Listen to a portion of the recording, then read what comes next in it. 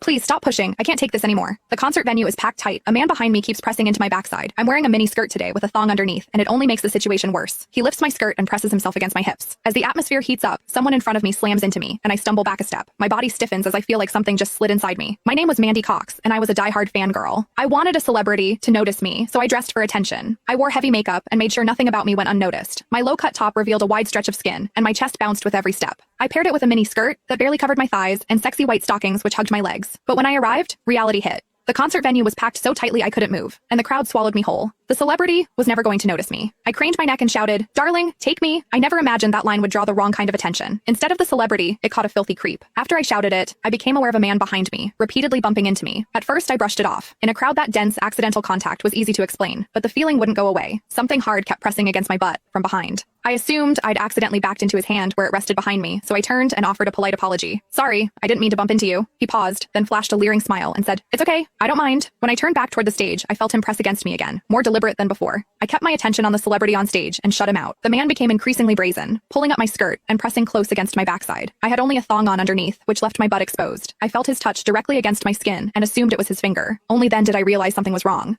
The pressure was warm and solid in a way a finger could never be. My mind lurched as the truth hit me. In the 20 years of my life, this was the first time a man had ever molested me. Fear surged through me, sharp and overwhelming, and my body reacted with an instinct to flee, but there was no way to move. The concert floor was packed wall to wall, leaving me stuck where I stood. I drew myself tight, bracing as if tension alone could keep the fear out. As I did, my hips closed around the man's so-called finger, trapping it between my cheeks. An unfamiliar sensation followed, and warmth rose to my face. What confused me was that I didn't recoil from it. There was a muted comfort to it, and against my will, it sparked a faint sense of expectation. The man behind me seemed to take it as a signal. He moved in closer, repeating the motion until the intrusion was unmistakable. I had lived a sheltered life as a college student, and now I was being toyed with by a stranger while surrounded by people. Shame surged within me without warning. I felt the urge to sob, but my throat closed, and my voice deserted me. Worse still, the pressure forced my thong inward and sent a restless, prickling discomfort through my body that wouldn't fade. A quiet, involuntary sound escaped me, and the embarrassment followed instantly. I gathered myself and strained to suppress it, holding it down until my throat tightened. The blaring music and the screams around me drowned everything out. With every eye fixed on the stage, no one was aware of what was happening to me. At the same time,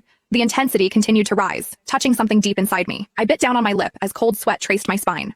My awareness was tipping back and forth between humiliation and a pleasure I couldn't bring myself to name. I knew I couldn't take it anymore if it continued, so I turned sharply to face the man behind me. "Please stop pushing. I can't take this anymore." When I finished speaking, the man leaned toward me and whispered in my ear, "Is it exciting, the way I'm pushing against you?"